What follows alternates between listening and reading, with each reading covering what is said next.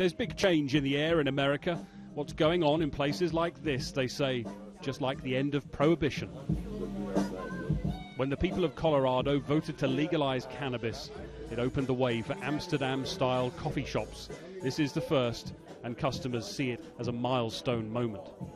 It's historical. It's trailblazing, I believe. I mean, I don't think there's no way it can go back. No way. It's been voted in. They are nervy, though, because the politicians are still trying to figure out how to implement what's called Amendment 64. When they do, anyone over 21 will be able to buy legally. I would say just it's time to get over it. We've had these biases in our culture for centuries or decades.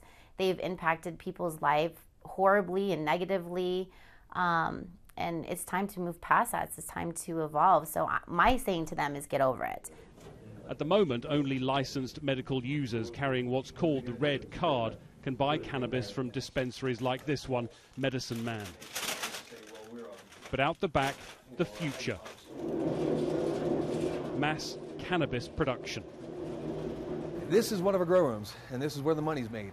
As soon as a system is harvested, we clean the table, we disinfect everything, more plants go right back in. After a plant has grown, we cut it down and we hang it up. And this is the bud, so this is actually the profitable part of the plant that is sold to patients for whatever medical need they had. Andy Williams has invested hundreds of thousands in high-tech, industrial-scale growing, a cash crop of nearly 4,000 plants and construction work to expand it all by a third. But it really hasn't hurt anything. I mean, we don't see a skyrocket in terms of our kids using it. We don't see lots of people getting in accidents on the highway because of it. We don't see any negative effect, but we are seeing jobs, we are seeing taxes, we are seeing all kinds of good things that have come out of this. So let's just take the curtain off of this and say what it is. It's recreational. It is highly profitable, both for the producers and the states collecting much needed tax revenue. But here's the thing. While the state of Colorado has legalized marijuana, nationally, technically, it's still illegal. And while they haven't solved that problem, here's another one. There are parts of Colorado where they won't legalize. Douglas County has passed its own law banning cannabis-related commerce, one of a number of so-called dry counties here. There are too many unanswered questions about the safety of this particular product, how it's distributed, how it's packaged, how it's grown.